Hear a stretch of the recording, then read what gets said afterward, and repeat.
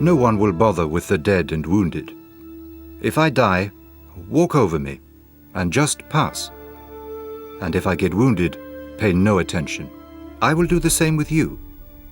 Those who will replace the wounded and the dead have been determined. Don't expect any rewards in war. This I will not and cannot promise. Captain Hilmi Sandletop.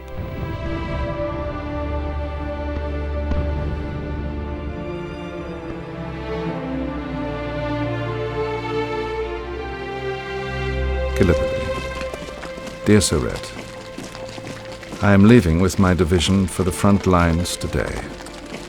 I pray to God for victory and embrace you and our child with affection. It will probably be very difficult to write from now on, but I'll try to keep you informed whenever I can. I entrust you to God and my brother for protection. Seladin Nadir.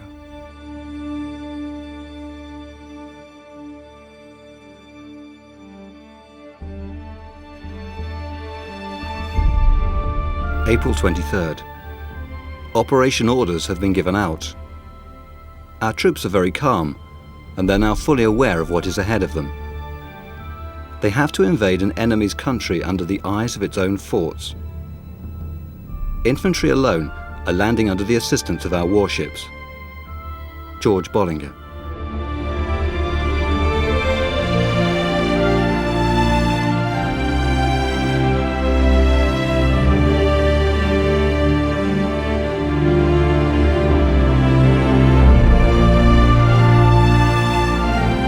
We could hear the roar of many rifles in the distance.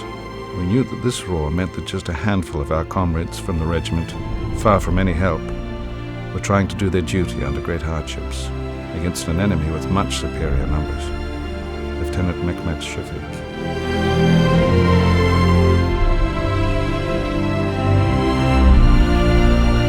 A lot of shells were falling side by side and exploding one after another.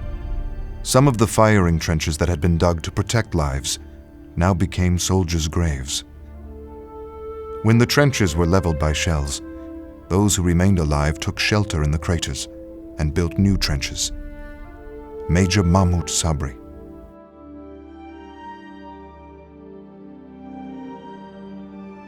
The boats then began to drift, and machine gun fire was turned onto them. You could see the men dropping everywhere, and of the first boatload of 40 men, only 3 reached the shore, all wounded. The place was a regular death trap. Guy Nightingale.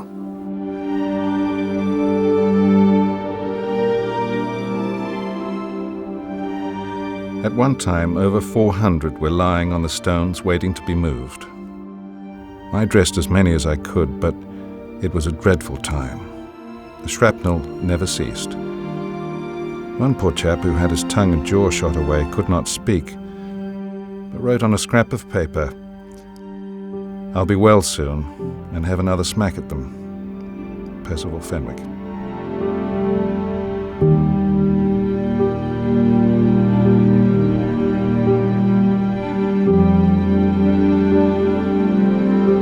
Everybody hurled himself on the enemy to kill and to die. This wasn't a regular battle. Everybody was hungry for either success or death. I added a verbal order to my subordinates stating, "I don't order you to fight, I order you to die." Lieutenant Colonel Mustafa Kemal.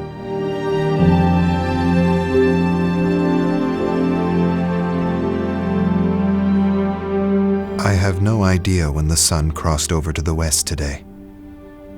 Darkness fell over the sea and the whole area. Hundreds of British boys were lying on our land, never to open their eyes again. These boys, with clean-shaven and endearing faces, were curled up in their blood-stained uniforms. Their sight aroused in us feelings of both revenge and compassion. Lieutenant Ahmet Mujib.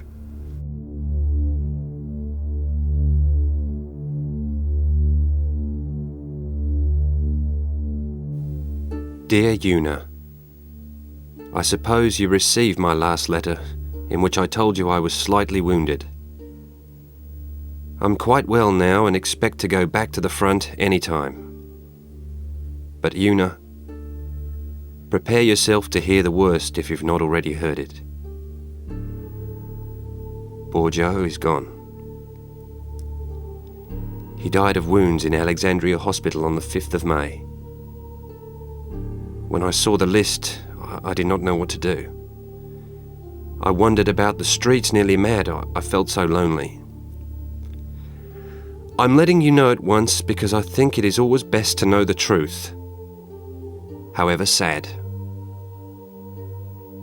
He died for his country, Una. I know how you will feel, sister. God help you all to bear it. Your affectionate brother, Oliver.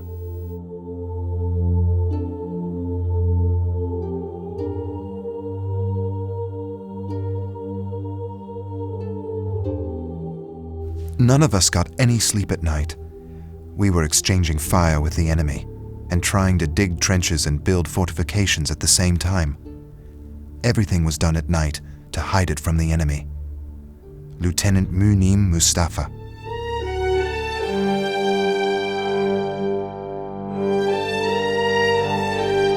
When I see the men going into the trenches, I often wonder, how many are coming out?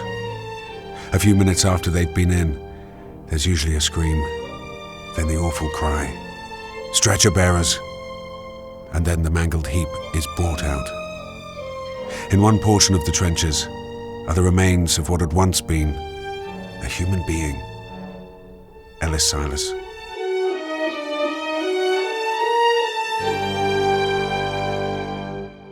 Dear Mother, I led up the Dublins, and just as we got 200 men up there, the Turks opened a crossfire on us from 2 machine guns. Out of the first 6 men up there, I was the only one not hit. I had an extraordinary escape.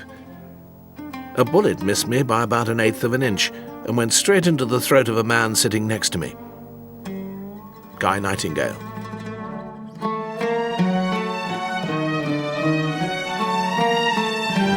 So another day draws to a close. With the setting of the sun, the majority of sane people prepare for the coming night and a peaceful rest. We prepared for a nightmare. Joe Murray.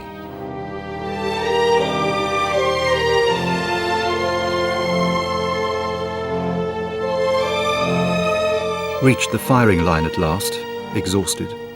Bullets were whizzing past me. I wished that one would hit me. I was so dead beat. At once, we were greeted with a terrible fusillade of rifle and machine gun fire, which was deadly. Bill Ledley.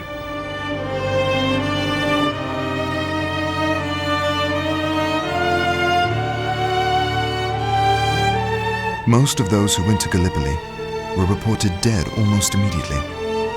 So those getting ready to leave kissed and embraced their families with great affection. They showed their love and care for each other, probably for the last time. I kissed my mother the same way, and she cried constantly as I left her. I didn't want to upset her more, so I didn't tell her that we were going to the front line at Helles. Lieutenant Munim Mustafa.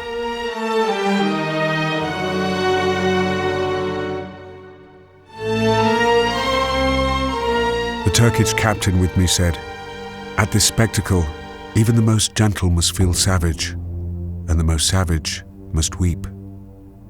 I talked to the Turks, one of whom pointed to the graves. "That's politics," he said. Then he pointed to the dead bodies and said, "That's diplomacy. God pity all of us poor soldiers." Major Aubrey Herbert. The Turkish dead lay so thick, it was almost impossible to pass without treading on the bodies. The awful, destructive power of high explosives was very evident. Huge holes surrounded by circles of corpses, blown to pieces. I pray God I may never see such an awful sight again. I shall certainly have eternal nightmares. Percival Fenwick.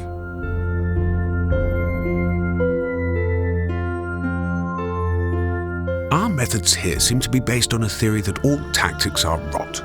that the only way to do anything at all is to rush forwards, ball-headed minus supports, minus reserves, and at the end probably minus a limb or two. Lieutenant Reginald Savory, 14th Sikhs.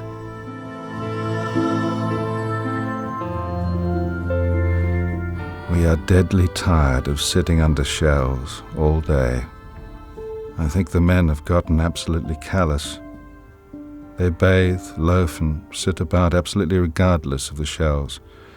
And when a man is blown to pieces, they hardly trouble to condole with the pieces of their late comrade. War is hellish. Personally, I cannot see any hope of living through this. Percival Fenwick.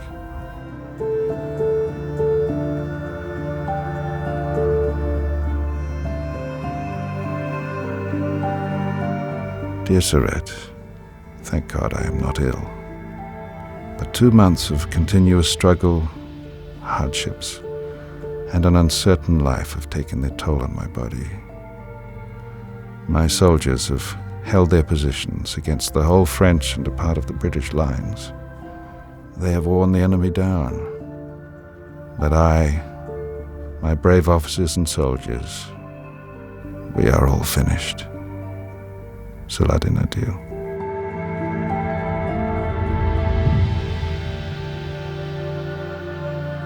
It is pitiful to see men, not long ago strong and healthy.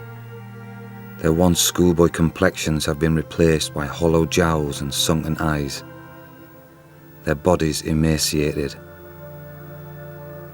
Most of them should be in hospital. They are cheating death, but only just. They are walking corpses, the ghosts of Gallipoli. Joe Murray.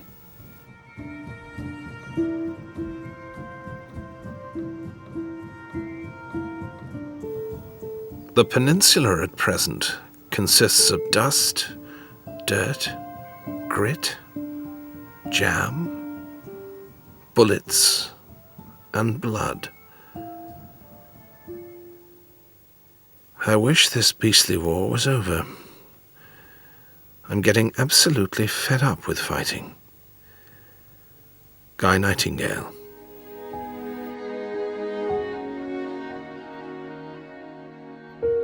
Each day around noon, there was a certain amount of calm at the front, because everyone was usually at lunch. It was as if both sides had agreed to take time off from the war, so there wasn't a sound to be heard at the front. After lunch, the British sometimes held up long sticks with puppets made out of paper and rags. They moved these above their trenches, making them dance left and right. Munim Mustafa.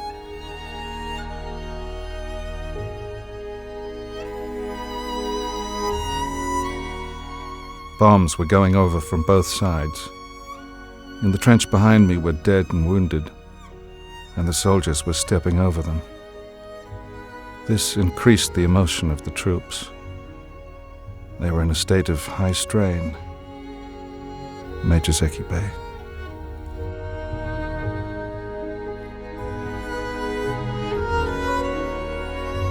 They have made the sandbags all greasy. The flies hum in a bee-like cloud.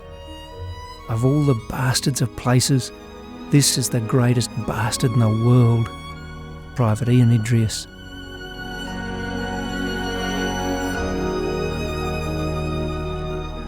When our soldiers captured Chinook Bayur, the enemy unleashed hell on the hill with an intense naval and artillery bombardment. Chinook Bayur was completely covered with flames and smoke. Everyone just waited for their end to come next. There were dead and wounded piled up all around us. Mustafa Kemal.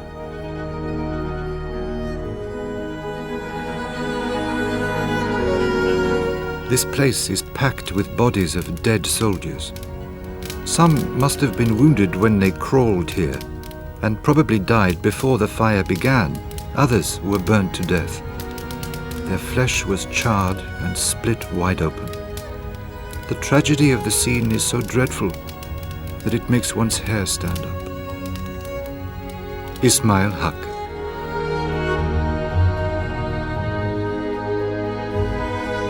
We are really played out, and so was the whole division, and ought never to have been made to do anything. The 29th Division will never be any more good, but the people in authority seem to think we are still the same troops that did the landing.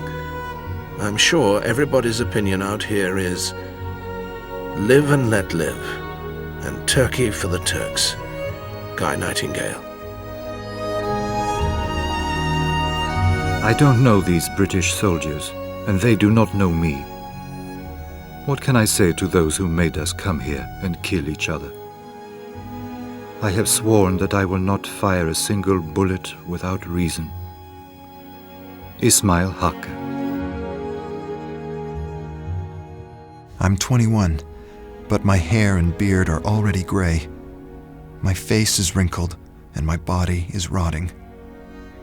I can't tolerate these hardships and disasters any longer. Lieutenant Mehmet Fasih. I'm ashamed of leaving so many of my pals behind. We all came here together, full of hope, and in the furtherance of that hope, many have died. Their hopes and their bones are scattered in this desolate waste we are about to desert. Those of us who survive will be tormented by this fiasco, even though it was no fault of ours. We fought well and suffered dreadfully. We could not do more, but in the end we deserted them.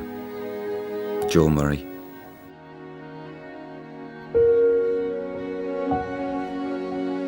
Monday, May 31st, 1915.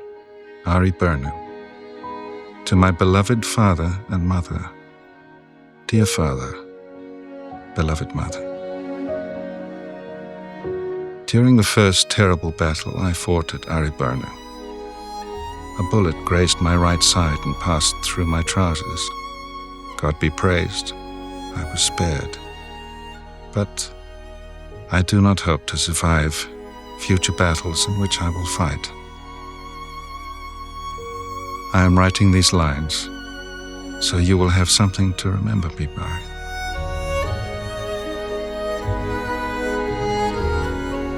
I thank God that He enabled me to become a soldier and reach this rank. You, as my parents, did all you could to raise me and make it possible for me to serve my country and my people. You are my heart, you are my soul, and you are the inspiration of my life.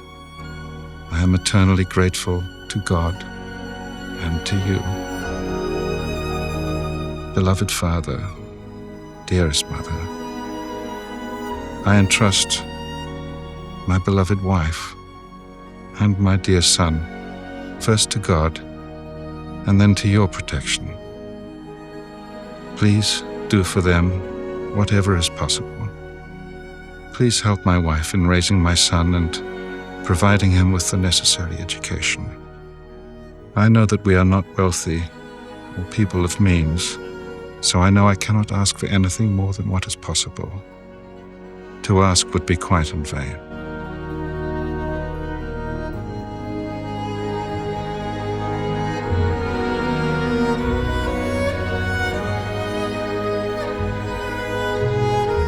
Please give the enclosed letter addressed to my wife into her own hands.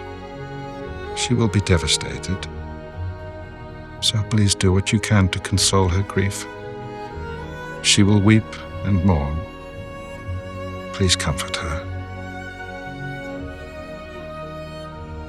Dear relatives, beloved friends and comrades, farewell to you all. All of you please bid me farewell and pray for my soul. I will pray for yours. Beloved Father and Mother, I eternally entrust you to God. Farewell. Your son, Mehmet Tevfik.